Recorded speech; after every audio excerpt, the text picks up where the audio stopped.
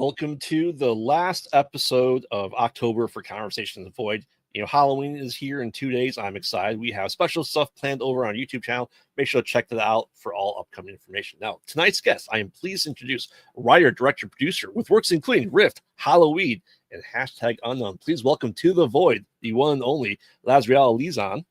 Hello. I'm happy to be here.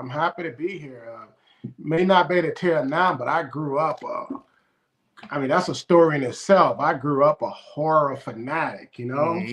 I don't know if it was abuse or like love, but horror movies was put on when I was about 6 years old to keep us quiet.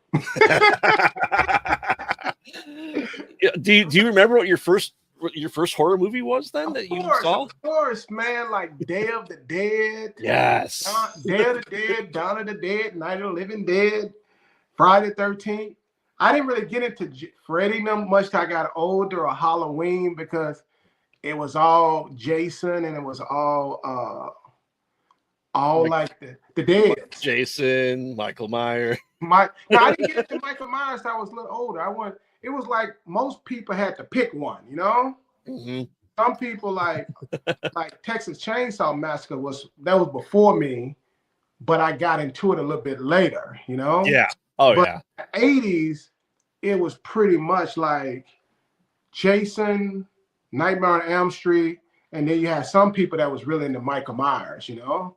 But to me, Michael Myers became bigger later on, you know what I'm saying? Like now I watch Halloween. I didn't watch it when I was a kid though, because I was more Jason and Freddy. I that's an interesting thing, because I think, because we got Freddy versus Jason in 2003, but Michael Myers really was never in those conversations of who was the best between the two. Exactly. It's so weird. Because Halloween became even bigger because Friday 13th started going to all that legal stuff. Yep. And so then Halloween just kind of, just exploded and then Nightmare on Elm Street kind of died off. And then Michael Myers and Texas Chainsaw Massacre kind of rose to the top. Mm-hmm. Yeah. Yeah, we do a rewatch of Halloween at my house every year. We watch all the Halloween movies and prep for Halloween. We do that and watch all the Simpsons Treehouse of Horror episodes in prep. So it's just Halloween was kind of my first slasher that I saw was the original Halloween. And then you get older, I look at it so the whole key to these stories is like basically what new inventive ways to kill. You know what I'm saying? Because it's the same basic storyline, but you get excited. Like I look forward to the whole Friday 13th that's getting ready to come on, the prequel that's coming on Peacock. Mm-hmm. I look forward to that, man, because I don't know why, man. That stuff you get hooked on when you're a kid, you just take it with you, It's crazy. Yeah. Yeah.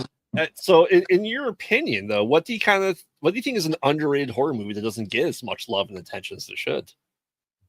Man. That's tough. Like, if you ask me about what's an underrated one today, mm-hmm. then it's different, because stuff that a lot of the best ones, like, to me, is the ones I grew up on. So, man, I don't know. Like, that's a good question. I really don't even. What about you? What you think? There are a lot of underrated gems out there.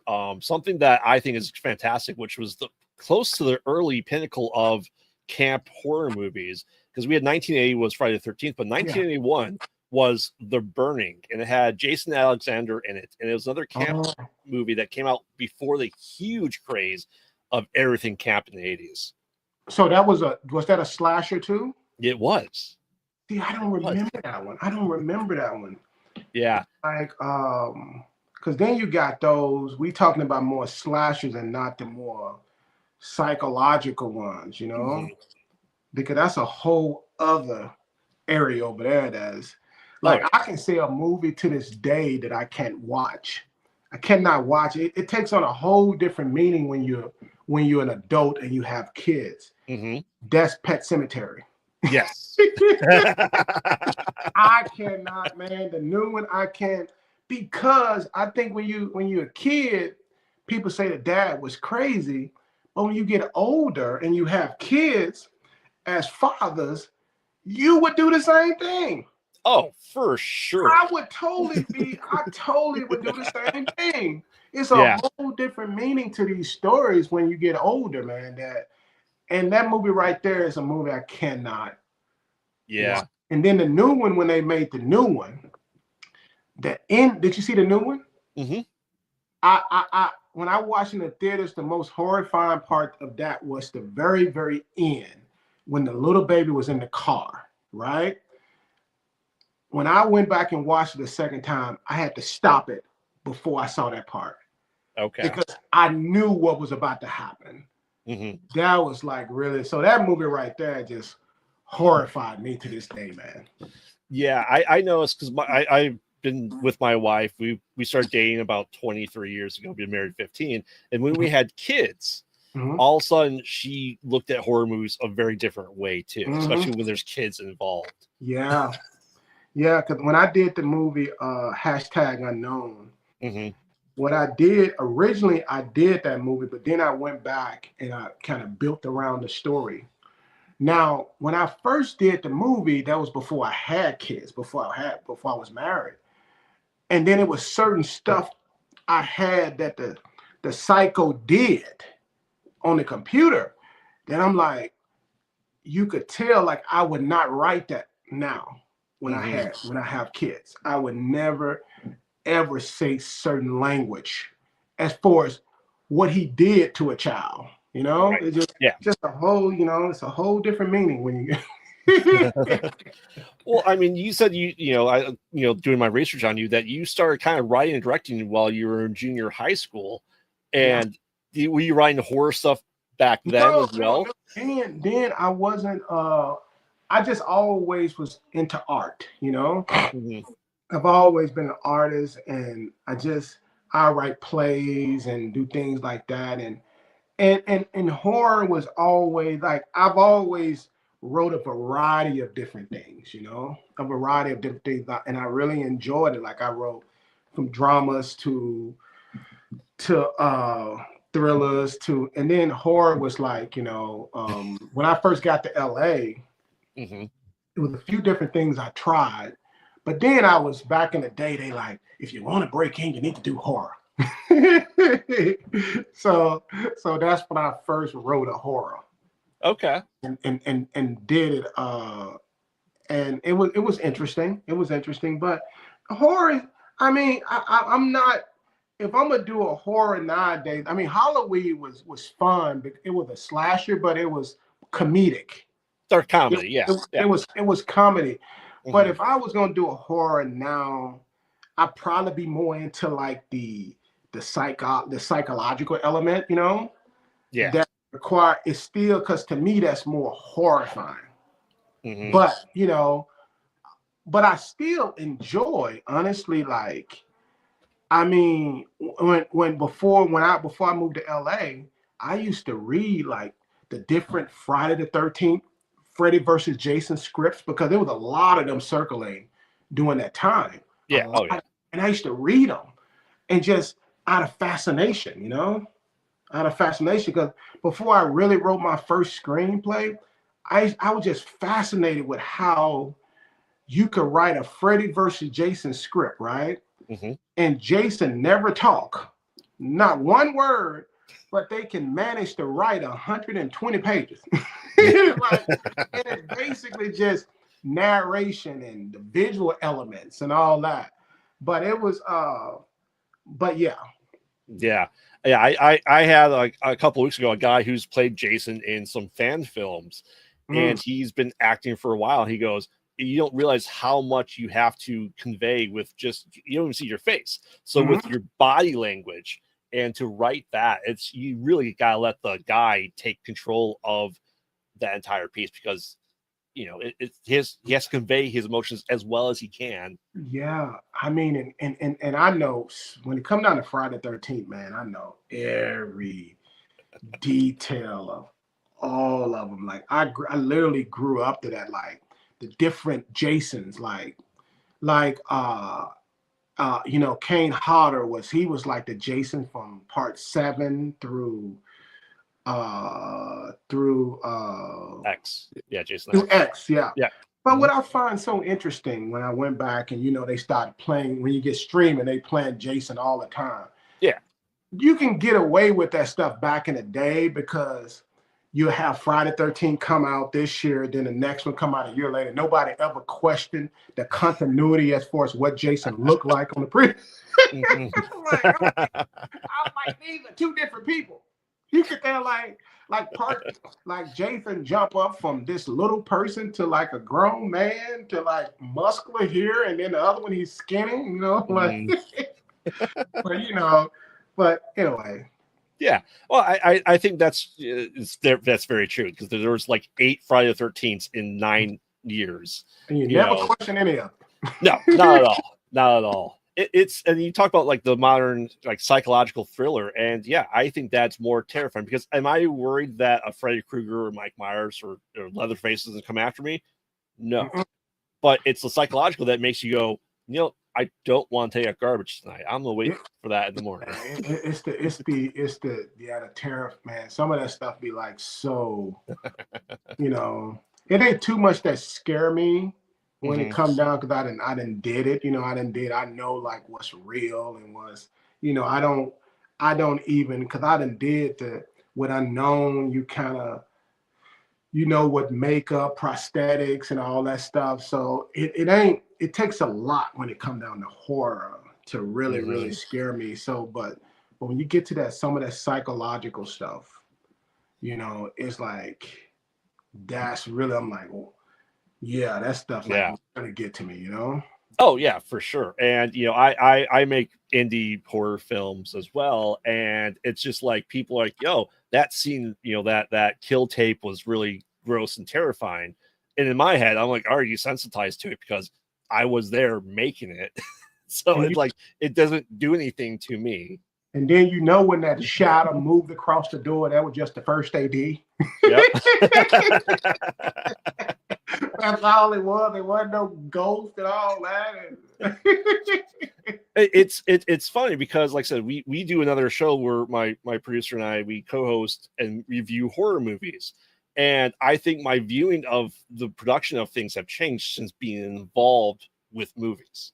You know, I'm just going. There's no reason for the color to be that bad. Like just this coloring thing, they can fix it. Why is it so bad? Yeah, exactly. You know, it's just honestly when we talk about that, I look at some of my earlier films and and a few of the earlier ones. Then I look at the stuff.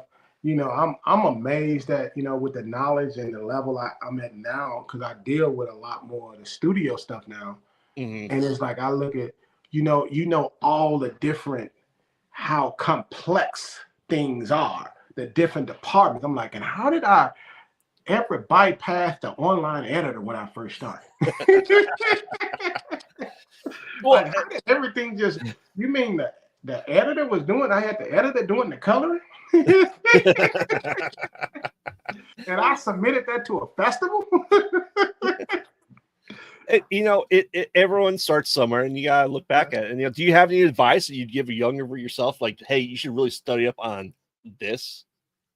What I tell people is that if you ever want to be great, I always say nowadays, this is something that I didn't have when I first started out. Like I always tell people to become PAs on films. Become PAs on films, learn, watch, you know what I'm saying? And just go there. And the great thing about being a PA on a film is you can pretty much swing the multiple departments. And just learn how to make a film, learn and nowadays it's like the whole business that changed.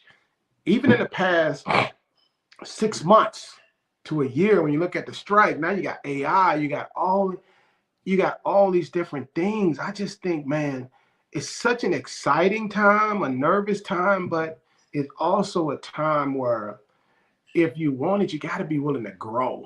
You got to be willing to, like, you know, have like watch some of your favorite movies And the thing about it now that's so great compared to even 20 years ago, you can go online and learn about what was the process of making it. Yep. What was the process of making it? So, you know, it's with everything. That's why I tell people, if you want something bad enough, if you want it bad enough, you're willing to grow doing it. You know, and then you also got to know, like, something like this don't happen overnight. You got to be willing to, if somebody just handed you something, you came into this business and you were just handed something without the struggle, you ain't gonna last too long. Yeah. Because, yeah, go ahead. Yeah, that's what I'm saying. I completely agree with the PA. Like I was invited a couple of years ago to be a PA on a set from some of the guests I had on the show. And I'm like, you know what? I did things when I was growing up. I did things on YouTube in the early days. I'm like, I want to see how other people do this. Went down there, told my wife, I'm like, if I die, this is where I'm at. Avenge me, type thing. Like I never met the guy, so I went down the middle of nowhere. So, but yeah, you learn an awful lot, and it's crazy. And even with me nowadays, I would still go and be a PA on certain films. You know, I hadn't had a chance to do that. And I remember a friend of mine, he owned a lighting and gripping company and all that. And he'll go and do the, you know, he'll go and basically get, you know, they'll hire his company to do certain things about 6 years ago. And I remember I went down there and I just wanted to like I wanted to like just get even more. I like to get educated on every department, you know. So I went to the lighting department. Then I went a grip. I was a grip for a day just to learn every aspect of the terms. And it was pretty amazing. I mean, it was pretty amazing because the whole key is like, it's like going to free school. Yep. That's what it is, like going to free school. And then if you don't want to come back, you don't have to come back, you know? But what you're going to learn. Yeah. When I was in high school, I was in theater and I took 4 years of drama class as well.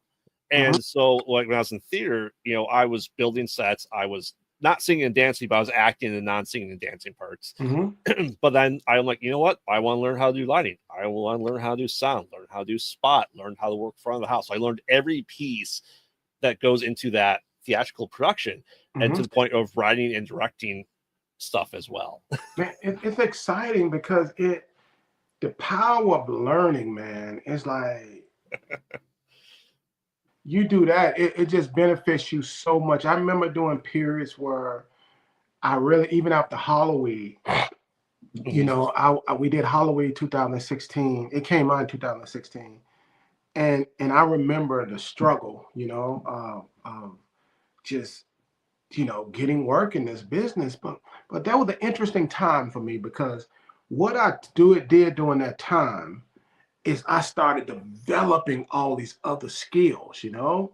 I started developing my editing skills even more. I invested in a camera and I started just shooting different stuff.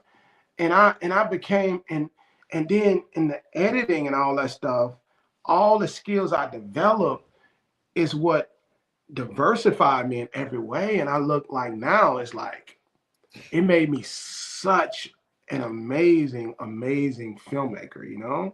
Oh yeah. And even if I don't necessarily, like, I have a DP and I have like I have people that I hire for certain things, but what it taught me was like, you need to have an idea of everything that you want. You don't have to be the one that you ain't gonna do your own VFX and post, but it'd be good to kind of know if somebody's taking advantage of you or not. Right. And I think with, especially with VFX, right? It's I know some VFX artists, and you have to make sure you shoot it in a way that they have the proper line to put in there. Exactly. Yeah. Exactly. So it helps that you're knowledgeable of what you're asking people. Like, because there's been times, honestly, I know so much about VFX now because I know how to do a lot of them myself, but I know so much where when we did this last film that just came out, Finding Faith, and I wanted these particular I wanted these particular birds in the beginning that's flying in the area when the van is driving. Mm-hmm. The VFX person was like, I don't think we can make that look real. But I told them, yes, we can. You know what I did? I even created them myself. Okay. I put them in, and then I just had him to perfect it. Mm-hmm. So you gave him the groundwork, and I gave him the groundwork, and then yeah. We go in there, and then they go in there, and they just like create the masterpiece, and that's what I say, because sometimes it's just good for you to know what's possible yourself too. Yeah. You can't go there and tell somebody that create you Transformers and you ain't got no money. You know what I'm saying? Right. And you ain't even shot it in a way where it even look real. Mm-hmm. Yeah, that's a lot of work. It is a lot of work that people don't realize. Like I said, a lot of green screens. If you're able to do it, that helps them off a lot. But it's the lighting, it's the space you have above to do it as well. It's all important. Even when we did this film, we had a van that crashed. So we had a van that we did it practical. The van crashed, mm-hmm. and the van ultimately exploded. But what we wanted to do is I had to create the vision for everybody, like, because sometimes when you're doing the indie films, you ain't got the luxury you got your gaffer that know every detail of what a fire gonna be. You know what I'm saying? Mm-hmm. So what I had to do as a director, I go there, I'm like, put a light here. I want a light, put the light down underneath the right tire, put a light here on the front of the van, put a light here, because I know when you put that fiery light there in different areas, it pretty much gives, the VFX people like, okay, this is the placement, this is how the fire. Yeah. It's the outline for it. Yeah, it gives your team there the vision too. It helps the actors because you put the haze in there. It gives a smoky feel, so they know to keep their eyes. Their eyes need to look like the way it's going to be if smoke is all there. Ain't nothing worse than when you watch a movie, a person walking in fire, and it's like, and you can tell they ain't walking in no fire. Oh yeah. Yeah. I mean, so with other people's works, and you said talk about VA, did you learn anything that you just didn't expect that kind of blew your mind with that? With what, VFX? With VFX, or even being on some, like I said, being in PA on someone else's set, do you find anything that just kind of like sticks in your head of like, wow, I never thought about doing it that way? Every day. Every day? Okay. Every time I see something, like with VFX, just for example, I just realized it ain't nothing you can't do. It's no stupid question.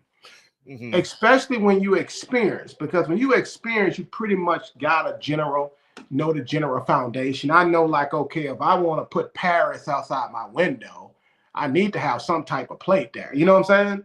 Yeah. You kind of know the base you need.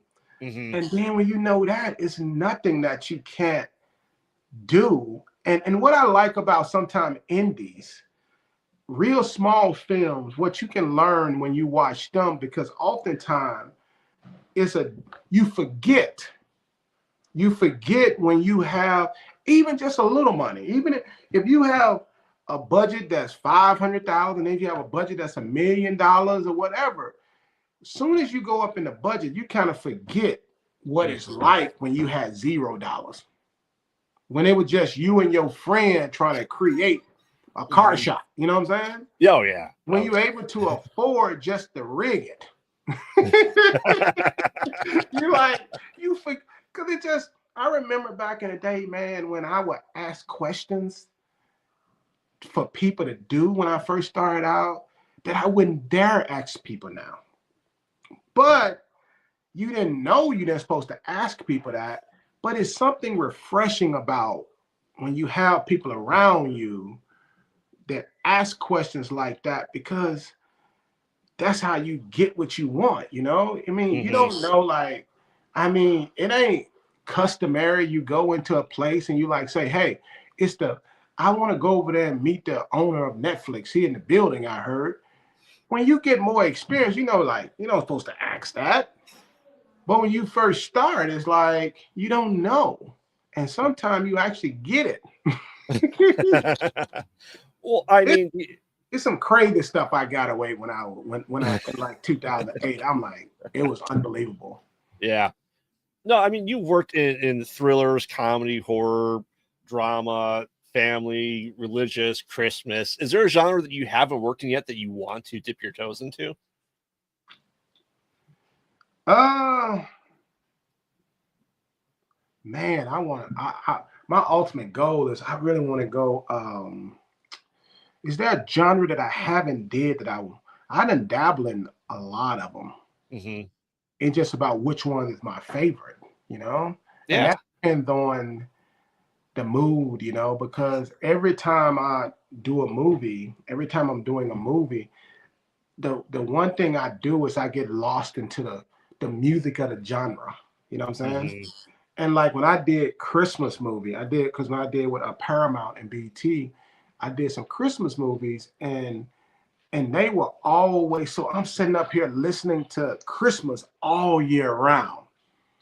And you talking about like, by the time Christmas came, I was tired of it. Then when I did Unknown, I was listening to the heavy metal rock all year round, And then, when I did the faith-based, I would listen to faith-based music. And Halloweed, it was pretty much a mixture of like, Halloweed was like a mixture of rock and Halloween. You know what I'm saying? It was all different things. And it's so cool. Like, it kind of gets you in that mindset of whatever you're writing, but music kind of like, I just get lost into whatever genre of the movie that I'm doing. Yeah. That's I mean, using that as inspiration as the mindset. It's it's a great thing to do. It really is. All right. Well, LazReal, we are almost at time here. I know it flew by pretty fast. Let's get into some roundup questions here. Talk about your movies that you like, but what's your ultimate all-time favorite horror movie? Number one.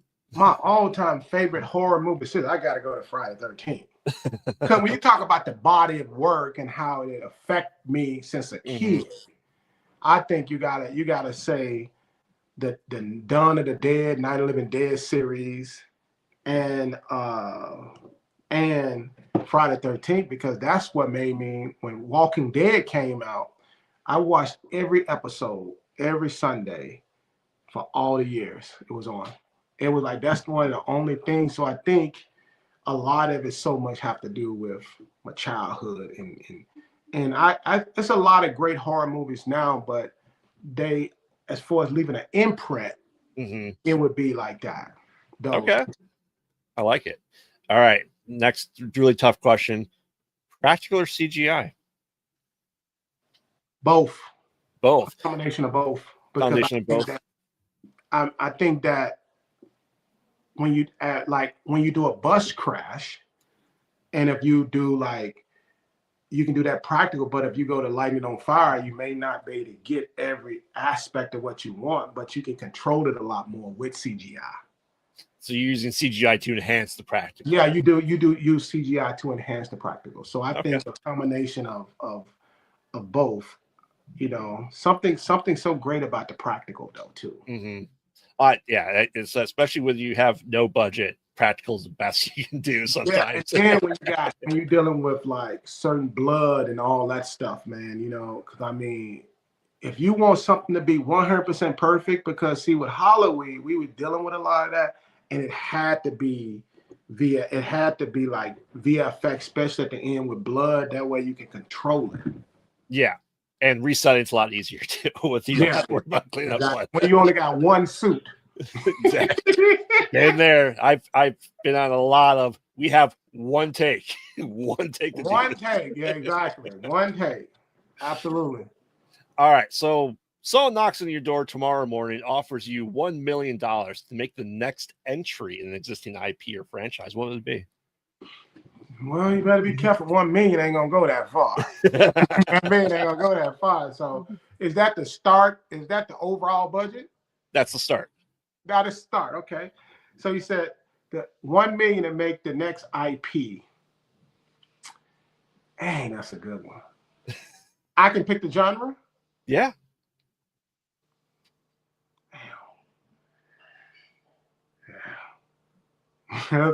That's a tough one, man. That's a tough one, you know.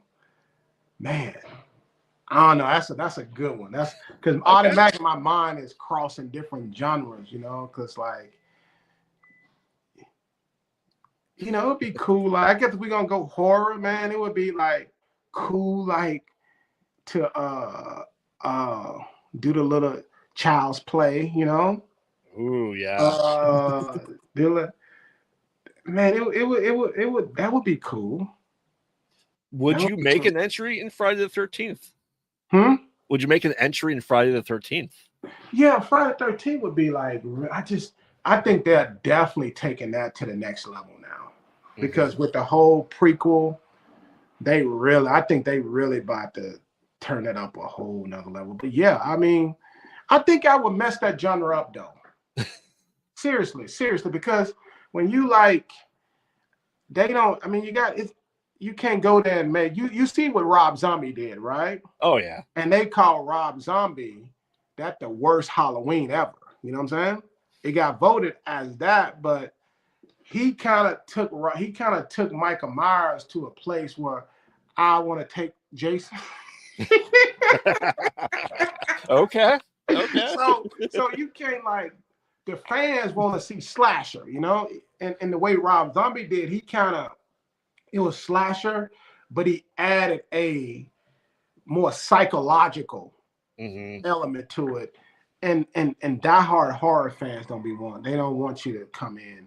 So I can appreciate Friday the 13th for what it is and not.